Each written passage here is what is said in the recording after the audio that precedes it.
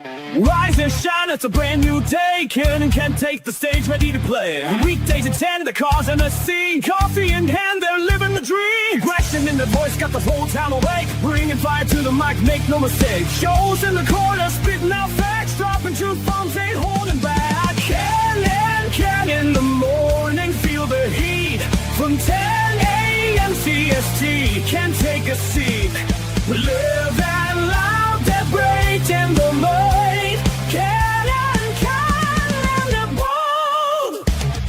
Light up your speakers, crank up the sound. They're talking about life upside down.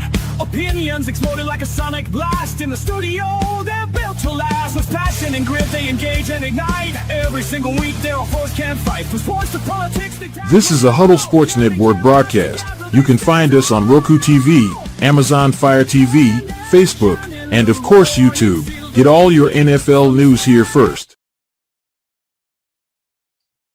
Good morning, everyone. Welcome to another edition of Ken and Ken in the Morning. I'm Ken, that's Joe. And sorry I missed yesterday. I had an appointment that I had to make, and Ken isn't available right now. And so we postponed yesterday's show. How you doing this morning, Joe? Good. How you doing? Still feeling like crud, man. Like, you know what's great about having young, like the grandbaby here? You kick it, he gets it, then he gives it right back to you. Yeah, I know how that goes. I spent the whole weekend laid up in bed feeling like crap. And this morning, I felt fine yesterday. And then the plague looms around your house for a month. Yeah, and now today I'm just like, I think I'm gonna go back to bed after we do the show today. I'm not sure yet. Hey, I hate to bring this up, man. I know you're tired of it, but you know where I'm going. The city of Chicago. They have to be the dumbest people on the face of the planet in City Hall. So get this, Joe. The Illinois Senate is set to start talking about the bill to build the new stadium for the Bears in Arlington Heights today. What does the Chicago leadership, i.e. Brandon, Mayor Johnson, whatever, decide he's going to do today? He's going to Springfield to lobby them to not pass the bill, to vote the bill down so the Bears cannot build in Arlington Heights and must build in Chicago city limits on the lake. I mean,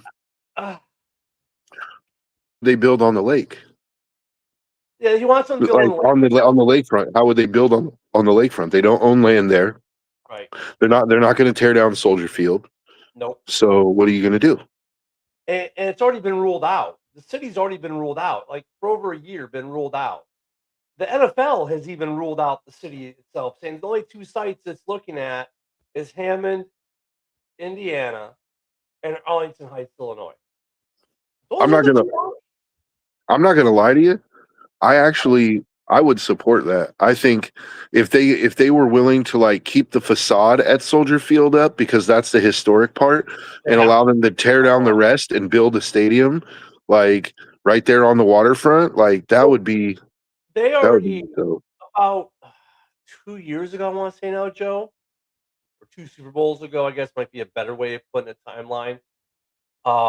They released renderings of what it would look like if there was downtown, and so where Soldier Field currently is would be hussed out because the facade has to stay. It's a national historical site. They had a whole new stadium. They were going to build everything. They're going to build it at McCormick Center's parking lot. Like take all those parking lots, make that the new. But once again, the Bears would not own. They'd be forced to rent from the city. The Chicago Park District would manage everything. The city would manage everything. The Bears would have no say. They'd just be renters. They wouldn't own.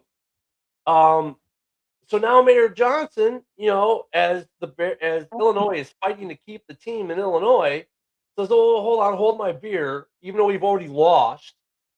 And we've been ruled out for over a year. We don't want them to be allowed to build anywhere else in Illinois if they don't build where we want them to build.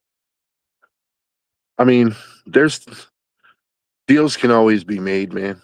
Like, I personally, this is just spitballing off the top of my head, but what if the Bears were to say, okay, look, we can make a trade. Like, you give us a fair market value for the land in Arlington Heights and put that towards the land in that for the stadium in downtown Chicago. And then we'll make up the difference in cash. We own the stadium. We build the stadium. We own the stadium. And we'll build our stadium right there in Chicago where you want it. I think that's the thing that the mayor is forgetting. Like, look how hard it's been for the state of Illinois to pass a bill just to get where the Bears, who are, by the way, if they build in Arlington, paying for the entire stadium themselves, right? I mean, let's think about this, Joe. The only part of the project the state or taxpayers would pay for it all would be the infrastructure in and around Arlington Heights, right? The roads, power lines, water, sewer, that kind of stuff, right? Infrastructure crap, which is the state's responsibility to upgrade anyways, regardless of what business moves in. That's a state function. If you get a new Taco Bell, it's not on Taco Bell to build a new highway, to adjust for traffic from your business, right?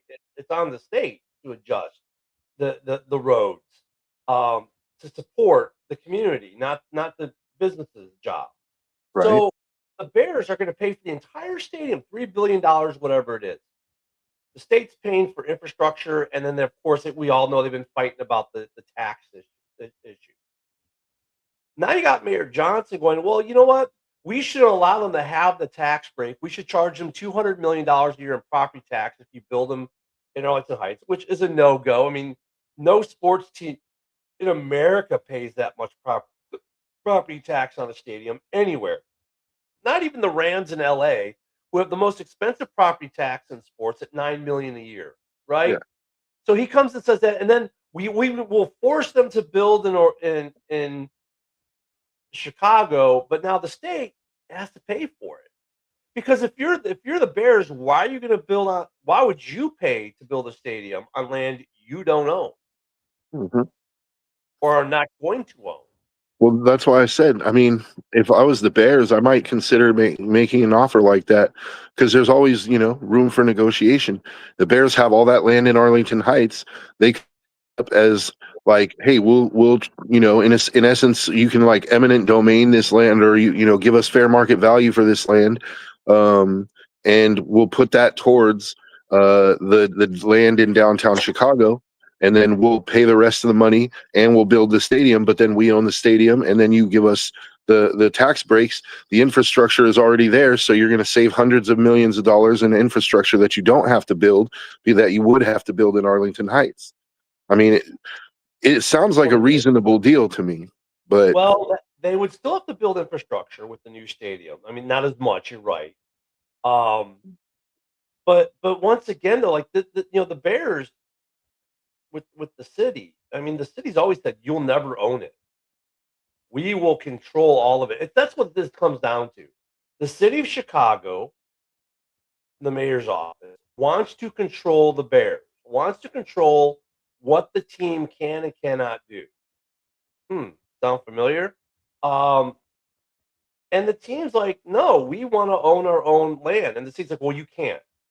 And if you don't do what we want you to do, then we're going to make it so that you can't do it anywhere in the state, your home state. And the Bears are like, all right, cool, hold my beer. Hey, Hammond, you got a great deal. Uh-oh, wait, we got a jag off in the comments. Good morning, Yinsner.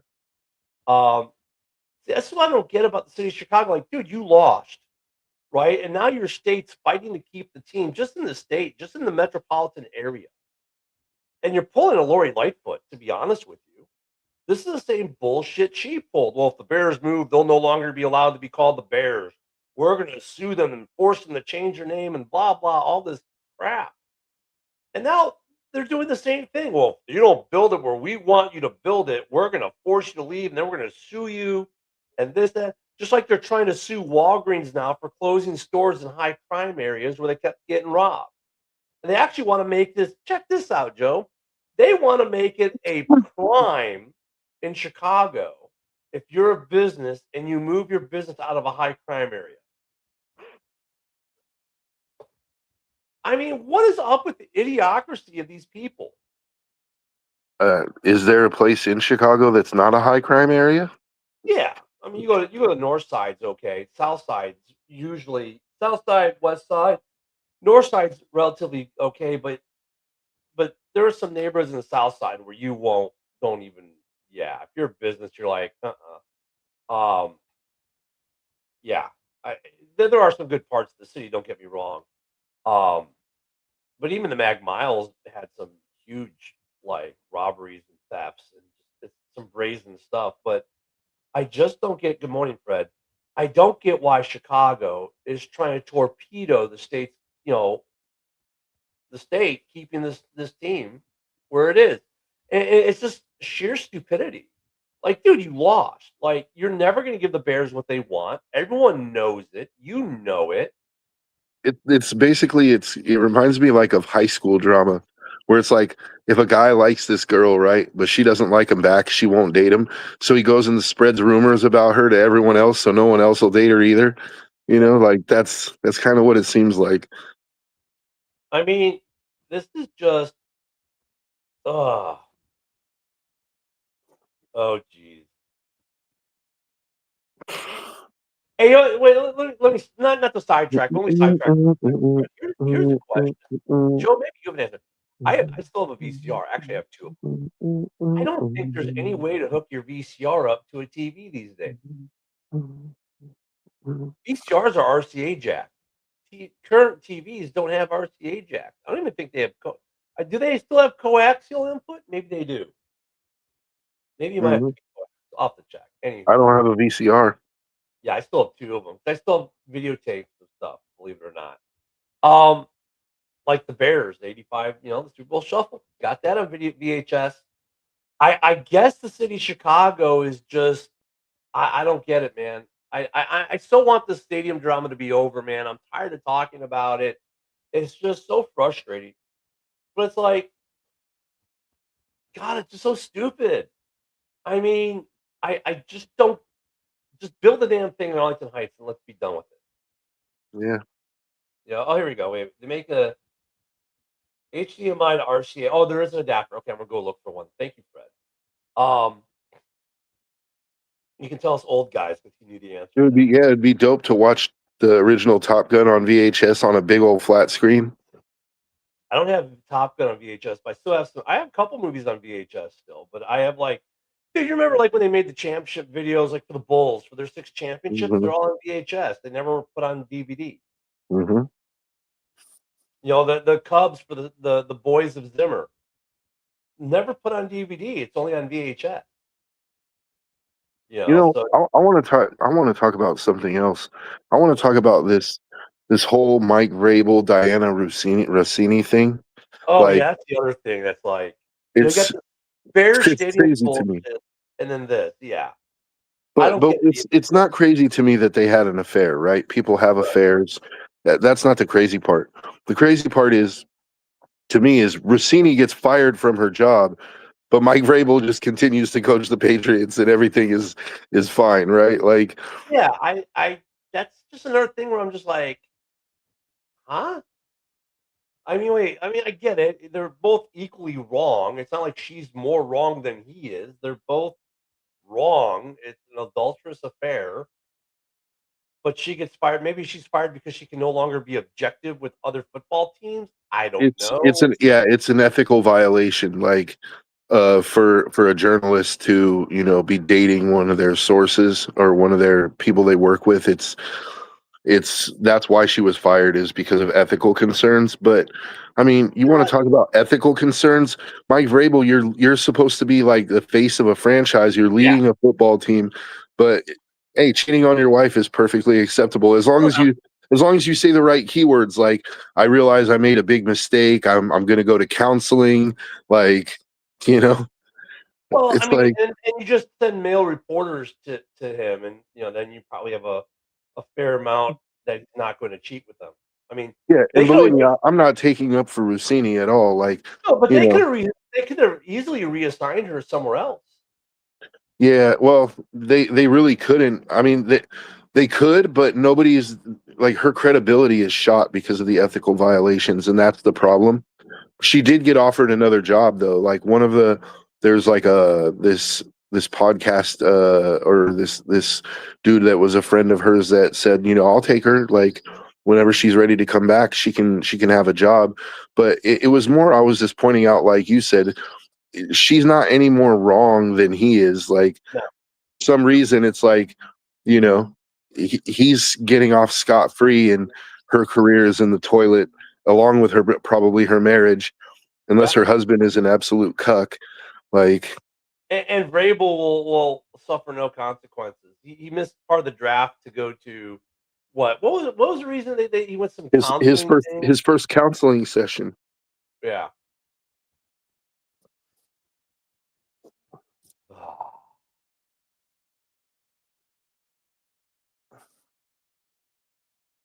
Yeah, I mean, what do you say, Joe, to that? I mean, what do you really say? I mean, it shows how far we haven't come. That it because for him it's an ethical violation. It's a violation of probably well, he's not a player anymore, but I mean, a conduct violation for sure. To sleep with a reporter covering your team. I mean, okay. Well, maybe, he guided her towards favorable reports, or he gave up information and pillow talk he wasn't supposed to. We used to call it being honeypotted in the spy business. Mhm. I mean, he's a security threat. I mean, if But you were in the yeah. military, he would have lost his security clearance. He would have been Mhm. prosecuted under the UCMJ. And, now if he's a general, which I guess being a head coach would be like being a general, he'd be forced to retire early. See, that's not even that's only half of it too, right? Like, what the half that nobody's discussing, like, people are talking about, well, what if Vrabel was pillow talking and feeding her information? What if she was pillow talking and feeding him information that she gets from other teams that is supposed to be privy stuff? Like Yep. she, it's supposed to be secret, and now he's basing his draft strategy on that, or he's, you know what I'm saying? Like, these are all ethical questions that are supposed to get asked, you know? I don't. He really needs to. I hate to say this, but he needs to face the same consequences she did. Man, it takes two to tango. Um, he should be gone. And this might not be the popular take, but he should be gone. I mean, how look at Robert Kraft, Mister Massage Parlor guy, himself. Um, he should be gone though. I mean, it's a violation of trust with the team, with the fans, with the media. Mhm. On and it cuts all the ways that you've mentioned, I've mentioned. I mean, he should be gone. Period. I mean, Look at what happened with John Gruden. yeah, John Gruden literally called Roger Goodell a no football pussy, right? He called him a pussy, and he called him the F word, that we will not say on the air because we want to keep our show. what the British call a cigarette. Yeah, what the British call a cigarette. He called him that, and lost his job over it. No, gave up no secrets. Didn't have an ethical violation with a reporter or anything like that. Lost his right. The pressure on Mark Davis to fire him was so intense Well, that. the emails, which were leaked, of course, by the NFL, which is why Gruden is still what's the F word, Frank? But meanwhile, Vrabel can. Frank, that's the F word, Frank. It's Frank. Yeah. But meanwhile, like, Mike Vrabel can have an ongoing relationship with a reporter, right? And be having secrets divulged to him potentially, or him divulging secrets to her, and none of the other concerned. Right. Yeah, Woody, the F word's your middle name, by the way. Now we know why you put your middle name in there. You're trying to tell us something, huh? But no, Oh, Joe, I agree with you 100%, man. It's it's this Vrabel thing is mind-boggling. And you know what's interesting? They've tried to downplay it in the news cycle. They really have. Like when this thing broke, it barely broke. Like this is not huge, plastered all over everything news. I mean, it was a lot of places, but they weren't. They were trying to like not make a massive deal about it. Like it's been there. They've had to report it, but dude, nothing like the Gruden email scandal. Nothing mhm. like any of this other stuff that we see going on, it's been kind of tampered. Like, okay, we're not going to just say, well, we'll mention it, but we're not going to talk much about it. Mhm. And Vrabel should be gone. He should be gone. Oh, but he just took him to the Super Bowl and he was up for Coach of the Year. Yeah. And at the same time, he was sleeping with a reporter, cheating on his wife. You can be a great coach and a piece of shit simultaneously. Yep, it's possible. The two things are not mutually exclusive, dude. Like, that's all I'm saying, It's I like, mean, had this been, let's say, Matt LaFleur, would he still have a job in Green Bay? Had this been, um, you know, a younger coach, a different coach, would they still have a job?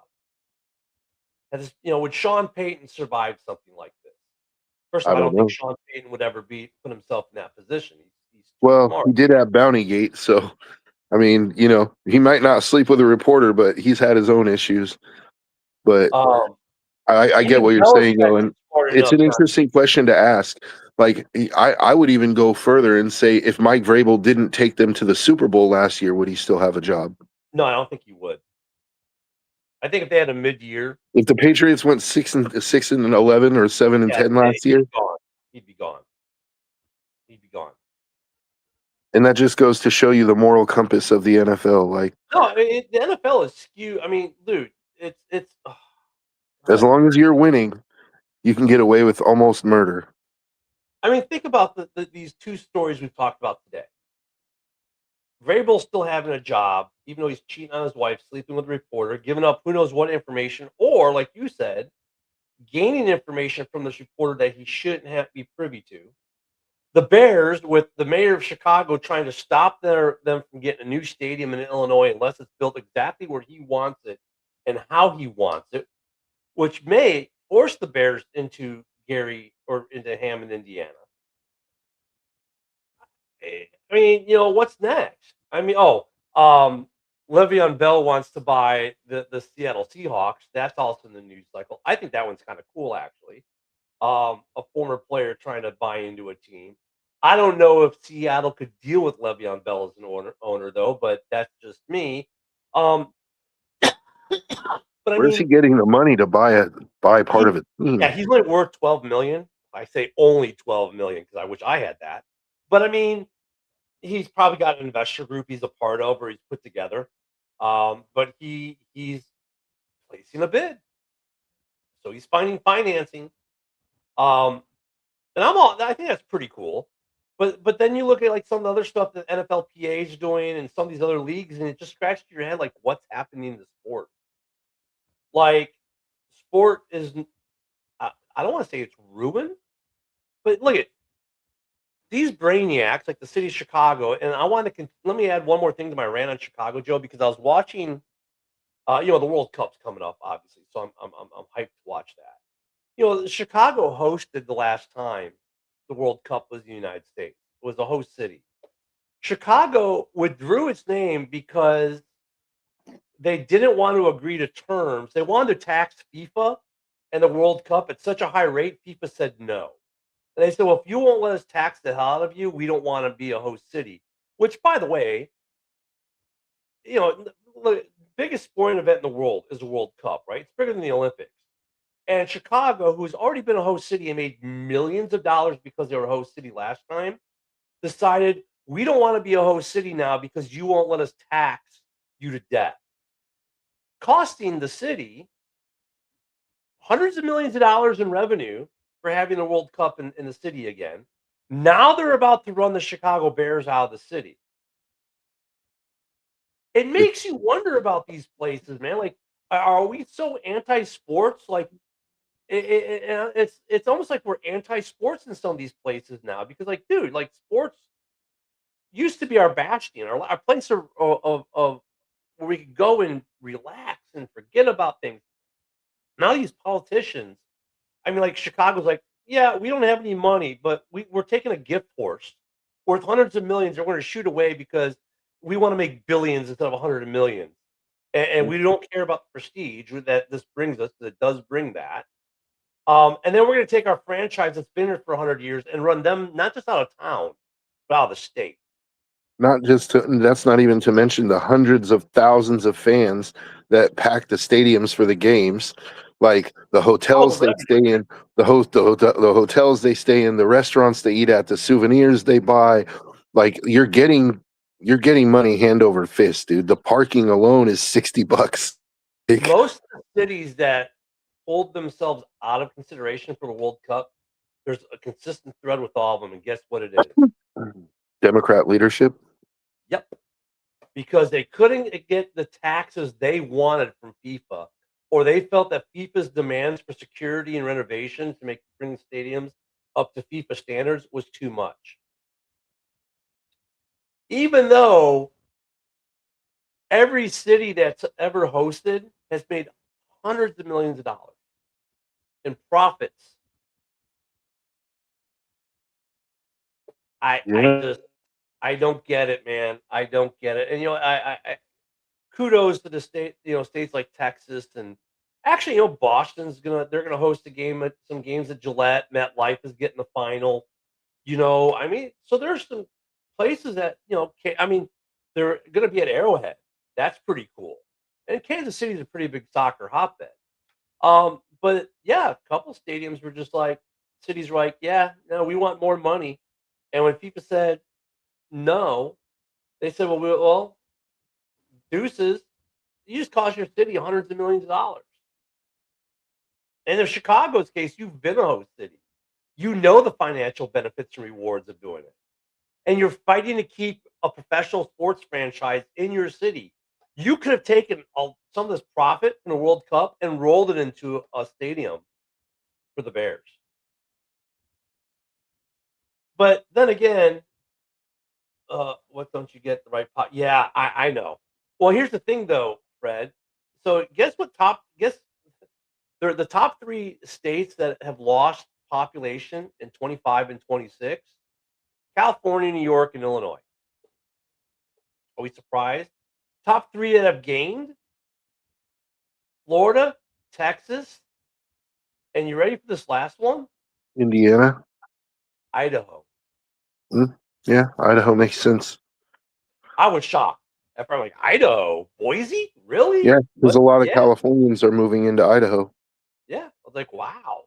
because Um, it's close enough that they could still drive to California and visit their family, but yeah. far enough away that they don't have to pay all these ridiculous taxes. Well, and then look at California's going to lose the Super Bowl. I think this may be the last Super Bowl they do there for a while because of their job tax situation. Because how bad of a look is it for the NFL to have the Super Bowl winning team lose money to win the Super Bowl because of the place it's being played? You know, I it's just one of those things. I mean, I the economics of sports and the moral compass of sports are skewed right now, Joe. Speaking of moral compass, Fred makes a valid point about the right pockets not being filled. It makes you wonder if what is it? Is it the McCaskies, the owners of the Bears? Hmm.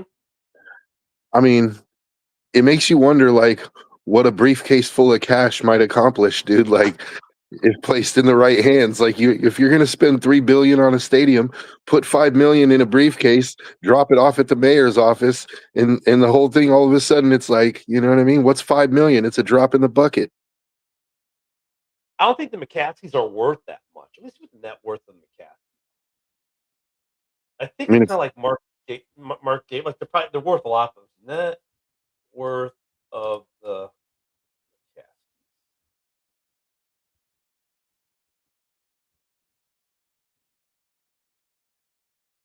If I can spell it right, I probably misspelled it. That's okay.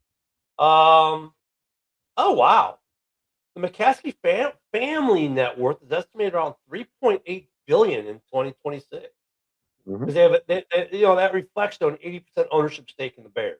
So that's not liquid, right? Obviously. No, but And also they could get that $5 million.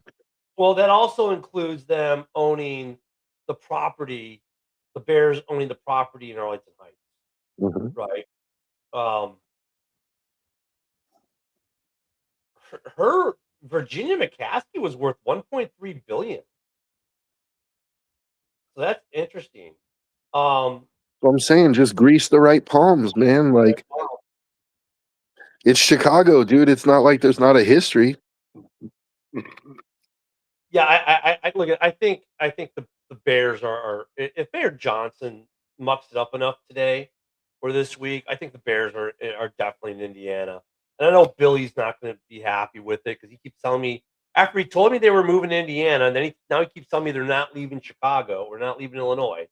I think Mayor Johnson is hell bent on them leaving Illinois. I just really do. It's just stupidity. And then Mike Vrabel, how this dude still has a job is kind of mind blowing because we've seen coaches get fired for a lot less.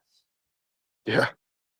And I get it. It'd be a major blow to your multi-million-dollar organization to have to go out and find a new head coach, but you can't preach to people about doing the right thing when your organization doesn't do the right thing itself.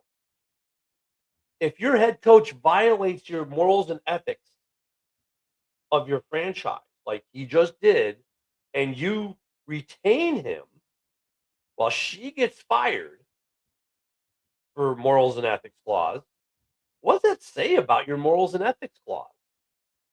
Well, if it was another organization, you might have a stronger point, but this is the Patriots that we're talking about. And how many cheating scandals did Bill Belichick survive? And you know what I mean? Kraft himself. And Kraft with the rub and tugs, and like it's obvious that they're a morally bankrupt organization. So I don't get lots of rings though, lots of trophies. Lots of trophies. I mean, they've made lots of money, and at the end of the day, that's what it's all about. Then the state of California kind of shooting itself in the foot with hosting Super Bowls. I mean, once again, a cash cow for your state. You've taxed it so heavily now that the NFL's like, dude, we can't come back. We can't have players going here and costing them hundreds of thousands of dollars to just play in a game that they get paid to play in. They're losing money to play. Like, that's not good business. NFLPA is going to be all over that. Mm-hmm. Morals and ethics are discretionary, and that's true. You remember that movie Rounders with Matt Damon? Yes, vaguely. Great movie, right? I haven't watched that movie in 20, 30 years. God, Rounders was a good movie back in the day. I have to rewatch that now. Edward Norton, fantastic movie, right? Yeah, so there's a saying in there. Damon says, "You can shear a sheep many times, but you can only skin him once." Right?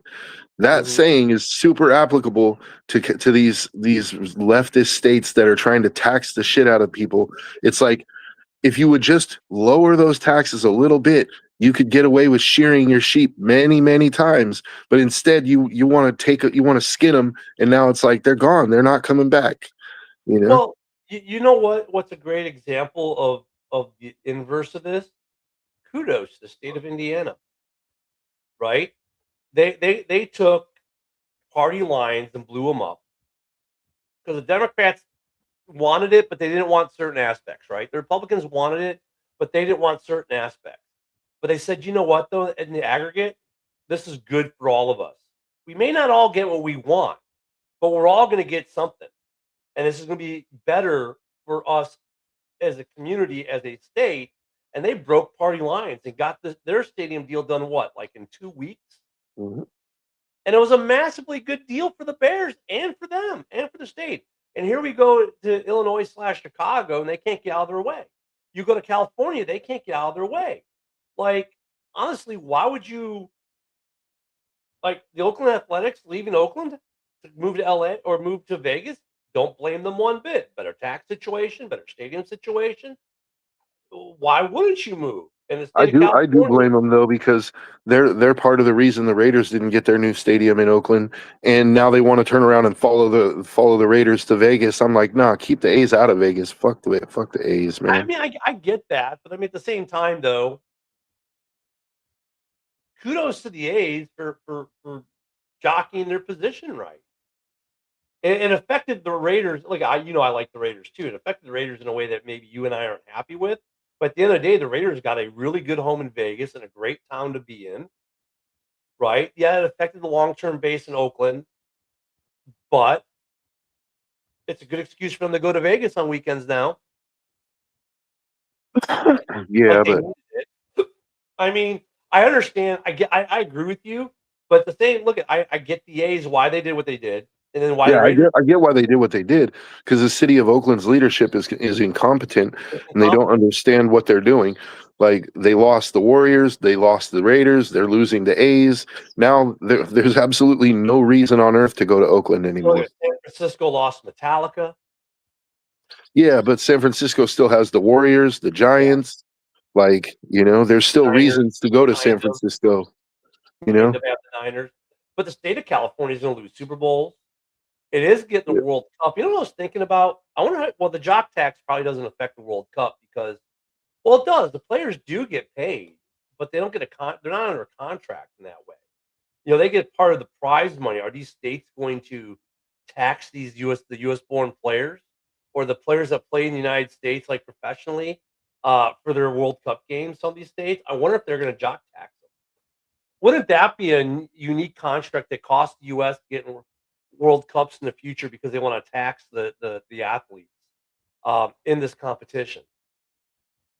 And I Well, wouldn't put it past certain states. I no, I think they will. I think the federal government will because when you pay your federal taxes, they ask you, did you get any income from another country? From like you have to Well, declare if you made any income, foreign income, right? Foreign I know, business income.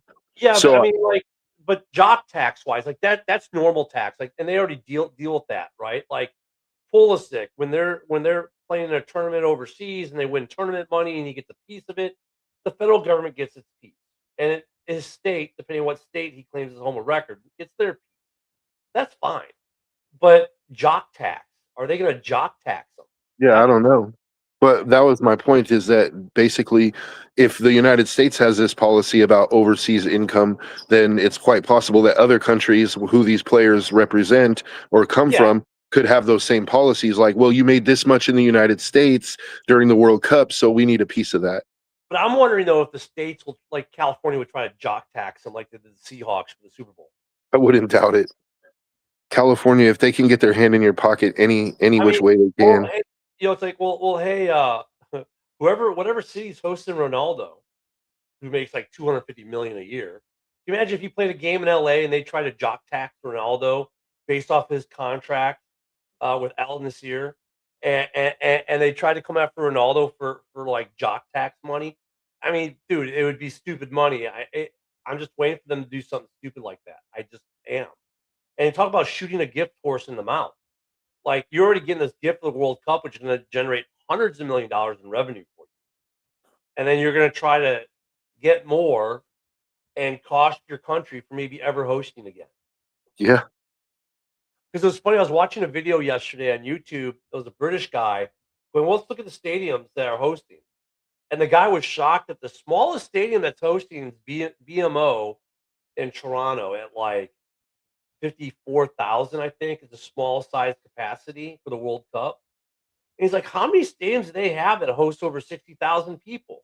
Like, they have to have at least a dozen. I'm like, saying like, no, dude, think about 150 between some of these college ones, the NFL ones. Like, we build huge stadiums here, generate millions in revenue. And Europeans can't grasp just how many huge, massive stadiums are here. We've got them. This is the perfect country to host these kinds of events. But mhm. we're going to run them off because we're going to try to tax them so heavily. Um, it's just mind-boggling, man. And the state of the NFL right now, with it's one of its marquee franchises homeless, pretty much, or not homeless, but mirrored in this stadium deal.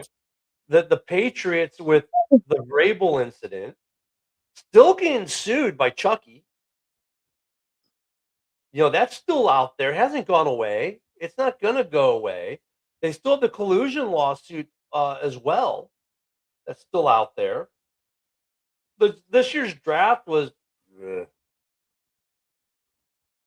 attendees aren't even first round picks aren't even showing up to the draft anymore.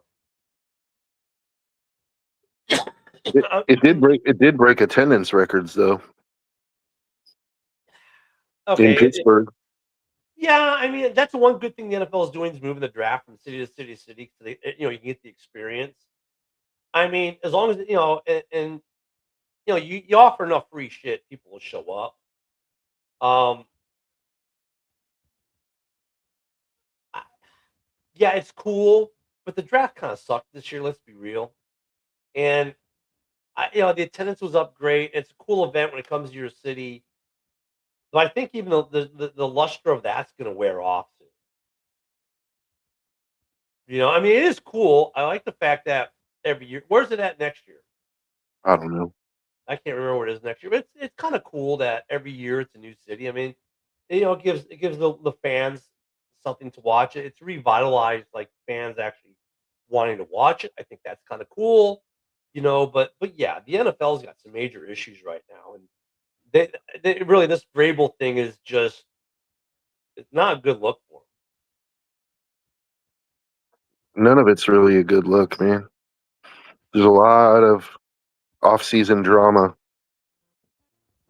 Yes, definitely not the drama. I mean, I know the NFL pretty much told the Bears, "Hey, look, you all have until the end of May to figure something out." I don't know how many times I said, the Bears set the bar so low for the state of Illinois. And the state of Illinois keeps saying, "Hold my beer. We're going to be Florida man now." Well, then they have nobody to blame but themselves. When the Bears end up in Hammond, they have nobody to blame. Yeah, I don't know. That's just what I read was that Pittsburgh, they broke the attendance record for the draft. It was hundreds of thousands.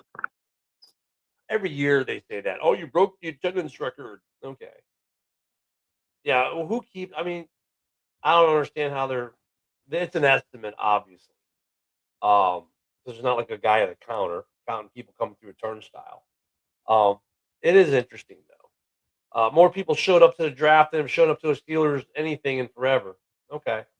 I think I don't know. This year the Super Bowl is in where's that? Is that SoFi this year again? I think so. Is it SoFi? I think this could be the last year that they're in California for a while. I'm just wondering what kind of debacle that's going to be. Yeah. Oh, yeah. Every year, it's the highest attendance ever. Every year they say it. You're right, Fred. At some point, it's not true. Getting to be like generational quarterbacks. Yeah, and generational running backs and tight ends and everything. Yeah, they're overhyping. I think we've gotten to the point where like everything's like Episode 1, Star Wars Episode 1, so hyped up it can never live up to the hype. Like you remember that old school movie, The Princess Bride? You remember that dude, the Spanish guy, I forget his name, Inigo Montoya, I think it is. And he's like, "You keep saying this word. I don't think it means what you think it means." Like, it's this generational thing. It's like, I don't think generational means what you think it means. Well, the NFL, I'm scared for this season, Joe, because I think this is going to be a fun season for football. Like, the product on the field is going to be good. What scares me is all the off-the-field crap. The Bears Stadium thing, the Super Bowl being in California with the jock tax and implications of that, the Vrabel thing, and who knows what other kind of stupidity is going to rear its head that the NFL is just going to fumble.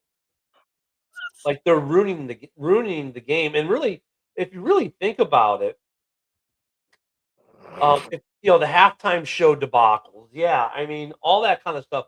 And if you think about it, Joe, we're entering what seems to be kind of like a golden age of football. Like on the field itself, the players. Like this is a very exciting time with the players on the field. A lot of exciting young quarterbacks as we've gone through a generational quarterback change. Exciting receivers, running backs, tight ends. I mean, good defenses. The product on the field is probably the best it's been in decades. Overall, divisions that are highly competitive, or we've had a couple decades where you've had a couple divisions where it's been one really good team, another team that and then a couple teams that every so often have a good season, but for the most part are mediocre. You have a lot of really highly contested divisions right now in the NFL. I mean, this is probably some of the best product the NFL's put on the field in maybe a decade or two, and it's being overshadowed by all this other BS. They're taking away. It's like the Bad Bunny show. Remember, I was saying that for the halftime show, it's supposed to. The halftime show is supposed to add to the experience, not take away.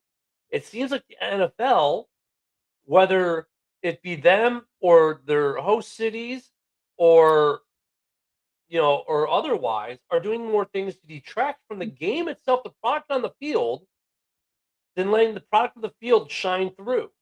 Because this should be a golden era of football right now. You could also add the NFL doing deals with all these streaming services that requires you to buy all these subscriptions too. Yeah. It's doing damage to the product on the field because now there's a lot of games that people don't get to see unless they want to pay an extra $300 a year in subscriptions for this and that and this and that. It's like And even with all the European international games they keep adding, I know some people really, really hate it, but it's growing the game. Like the Europeans are going to games. Yes, we bitch and we got up at 9 o'clock in the morning or 6 or 7 o'clock in the morning on the West Coast. Maybe watch your team play in London or Dublin or Munich or wherever in Europe. But it's growing the game, and the game quality in those cities is still really good. Like you watch the game in Munich, it's going to be a high quality game. I mean, the product on the field is probably at an all time high right now. And even with the distraction of the European games, which I think NFL teams have gotten used to, so it's more of a non-factor now, like it used to be maybe back in the 80s. Like teams are used to it. Players are used to this idea of playing a game in Europe. Like it's nothing to them now. Because the quality of the game has not suffered in the actually European I would even venture to say that a lot of them probably even look forward to it because when do you get to go to Europe except in the off season, right? Like now during the season you get to go spend a week in London. Like you're going to practice, but then you're not going to be at practice the whole time, so you can go out. They do some tourism stuff. Yeah, it's like, and it's on the NFL's dime. Like your hotel, everything is on the NFL's dime. Like, and you hear these players like, yeah, I went to Piccadilly Circus and no one knew who I was. It was great. I could walk the streets of London and be a tourist with my family and enjoy it, and just go out to a restaurant and enjoy it. I mean, the players I think actually really kind of like it. They bitch about the travel and that, but let's face it, you come off a European game, you usually go right into a bye week. And we've seen a couple players stay in Europe for a couple extra days because they know they got the bye week, and the team's like, yeah, we'll see you back in the States. I mean, the product on the field is at an all-time high right now. But the NFL and its proxies seem to try to destroy what could be a golden age of football. Yeah, I don't disagree. And then you add in this whole AJ Brown situation to the Patriots, right? Like Schefter just said like yesterday or the day before that he fully expects as soon as June 1st rolls around, a deal made, the Patriots are going to give up probably the 28th first round, which to me, like, so on the surface, adding to that Patriots team is an instant win, right? But AJ Brown is a headache, dude. And you've already got this huge headache going on with Vrabel, and they're trying to bury that as soon as they possibly can. It's like, so we already have one morally bankrupt piece of shit. Now we're gonna go get another one. Like, I don't see that ending well. And by the way, Stephon Diggs was cleared of all charges in his case. Speaking of morally bankrupt pieces of shit. So let's see. Benchwarmers had a great thing with all these receivers out there. Tyreek's like, they're just waiting to get these big contracts, and Keenan Allen's sitting there like calling them all dumbasses. And at the end of the video, say, wait a minute, but you're still a free agent. And Keenan Allen's like, dude, I'm 34 years old. I'm either going to play with the Chargers or retire, and I'm good with that. Benchwarmer, Brian, phenomenal video. Thank you for making such a great reel. Because it's the reality of it, right? But these players don't want to see it. The NFL doesn't want to acknowledge it. But, there's some big name guys out there past their prime, but they're, the way he put it was great. The NFL is willing to put up with your shenanigans as long as your production outshines your shenanigans. Your production makes it worth putting up with you. And now these guys like Tyreek Hill, their shenanigans aren't worth it. AJ Brown has got to be pretty close to that too. Whereas his shenanigans are no longer worth putting up with. At least for Philly. Yeah, at least for Philly. Unreal. But I just Philly's got like 12 wide receivers on their roster, so they can afford to let him go. yeah. Like You know, my point with that is that there's a team out there that doesn't have an AJ Brown quality on their roster who will put up with a lot more shenanigans. Trust me. The and here we thought Patriots are just Shador, asking. The Patriots are just asking for more shenanigans. Like they're and willing to give up a first round pick for it. here we thought Shador Sanders was going to be a problem child with Cleveland, and he's actually turned out to be a model player. I mean, think about it. He had all the shenanigans coming in through the draft and everything, right? The pool party, all the other crap. But since going to Cleveland, dude, He got pretty a speeding subdued. ticket. Yeah, minus That's it. that, pretty subdued. No, and I wasn't even throwing that out there like No, that. it's not even a bad thing. I mean, it's I'm just like a saying, normal thing. yeah, Yeah. it's like he got a speeding ticket. That's the worst he's done. I mean, he's actually like turning it around. Like, what he did is normal. How many young Addison with his speeding ticket? We see it all the time with NFL players and their speeding tickets.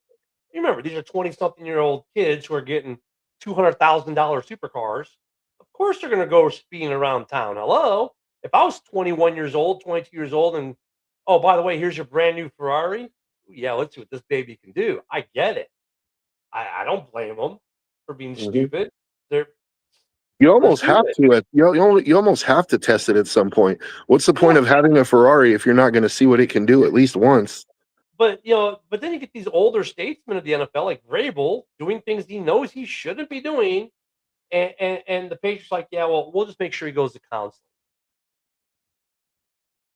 It's like calling one political party Nazis all day, and then have a guy in your party running for office who has a Nazi tattoo and say, "Well, he said he's sorry, so it's okay."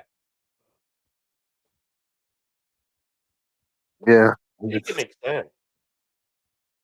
that's the thing. The world doesn't really make sense anymore, and it's Oh, but not going to. Vrabel, he apologized, and she apologized. She's still fired. Yeah, I'm more interested in what happened with Rabel's family. Like he's had the difficult conversations with his wife, right? Like I can't see his wife sticking around after that. Like I she might stick around until this whole like media mess blows over because remember, she doesn't want to do interviews. oh, you But remember Kobe? Remember when Kobe cheated on his wife and he bought her like a $500,000 ring or whatever it was? You remember that back in the day? Mhm. He had to do a Kobe. And look at no disrespect on Kobe Bryant, who by the way, his wife, his widow, I guess is about to remarry. And they're all making, oh my God, why is she remarrying? Like, what, she's supposed to be, you know, forever alone? I'm like, whatever there. But it made me remember like Kobe cheated on her and he bought her like a big freaking rock and a bunch of other things to kind of appease her. I'm wondering how much Rabel is spending financially right now. Like, okay, honey, here's your 18 karat diamond, and here's your Hope diamond, and your new Lexus or new Benz Maybach, or whatever. I mean, he's probably Yeah, I'm sure he is, but there's his an old house. saying, that has survived the test of time for a reason. Hell hath no fury like a woman scorned, right? Like I honestly I cannot envision a scenario where she stays with him. She might What's stay with Robert him, like I Kraft said, doing? until this thing blows over. She might stay with him until this thing blows over. But a year from now, you're going to hear it'll be very quiet in the news. All of a sudden, Mike Rabel's wife files for divorce. He's going to lose half or more of everything. And it couldn't happen to a better guy. And how much money is Kraft kicking in to keep her quiet? Oh, for now, yeah. But once this thing blows over, by next season, watch the divorce papers will be coming because I think about it. It just makes sense if you're her. Like an NFL wife for his whole career. Now he's a Oh coach yeah. making millions of dollars. You can either stay with a cheater, which and live the lifestyle, or you're already entitled to half or more than half. Plus, you add the adultery in there, probably more than half, right? You know what's sad And you about could the be without adultery? him. You could live the same lifestyle without him. You know what's sad about the adultery thing in most states? Most states, that doesn't even matter when you Yeah, it file. doesn't really matter. Like, who cheated doesn't even matter. Like they could cheat on you with 100 people, and that would make no difference to the judge in the ruling. It's really weird. Yeah, but she's been, with him for his whole NFL career. So all the NFL money that he's made, she's entitled to half of that. Oh yeah, and he's not getting a Tom Brady deal because she made And more money. I don't know what Massachusetts' marriage laws are, but in California, if you're married for 10 years, that qualifies the whoever gets alimony, whether it's the husband or the wife, it qualifies them for lifetime alimony in California. In Massachusetts, I only bring this up because Massachusetts politically is far behind California. If the individual gets remarried, do they give up the alimony then? I believe so. I'm not positive, but I believe so. Military retirement, most states, like after 10 years of being married to a military member, if they get divorced, the spouse is entitled to about 50% of the retirement pay, unless they get remarried, Mhm. and then they lose it. So interesting. Yeah, But why would she get remarried? She could live high on the hog, getting a check from him every month for the rest of her life, while she's banging Rodrigo the pool boy. You know what I mean? Like, really has no reason to get married again. The state of the NFL, dude, it's mind-boggling because I think we're kind of entering like a golden age of product on the field, and all. See, and Mike didn't think about this. Mike did not think about this. If you're an NFL player or a former NFL player that made millions of dollars, now you're an NFL coach, you better keep your wife happy, dude. Yeah. I mean, and this is all detracting from probably some of the best product we've seen on the field in decades. Yeah. And think about today's show, man. We're talking about the Vrabel cheating, the Bears stadium issue, because the state of Illinois just can't figure it out. The tax issues running teams, ruining the Super Bowl. Like now that you probably can't play it in certain places because the taxes are so high. So they're going to lose hundreds of millions of dollars. And, the halftime shows and all this other crap is taken away from the game. And I'll even throw one more thing on that Vrabel situation, right? Do you think that it's not going to affect the Patriots this season? Like, and I'll tell you why. Like, so Vrabel might have had the hard conversations with his wife, right? But anybody who's been married for a while understands the concept of happy wife, happy life. Vrabel has to go home to that every day. And you think that she's not going to be bringing it up and, when you were out there with that bitch, fights, it's going to be contentious. And yet, he's going home to a contentious household, and then he has to come to work every day and somehow manage to leave that at the door and focus on. They'll say it has no effect. They'll say it. You're right. You are 100% right. And maybe if they have a losing season after going to the Super Bowl, maybe that's an excuse they can fire Vrabel for after the season. But you're right when you said initially, because they went to the Super Bowl, they weren't going to fire him. If they had won 8 games last year, he would have been gone. If they have a bad season this year, it's going to affect them, just like the stadium deal is affecting the Bears. It's affecting the Bears, whether we like to admit it or not. It is affecting the team on some level because there's that level of uncertainty in the building.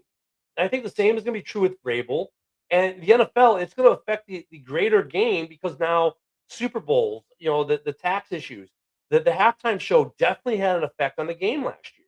It affected the fans in the stadium who at halftime were just like treated to basically watching human blades of grass on the field and couldn't see or understand a performance. And they were like, so when the halftime came out, it was kind of flat in the stadium.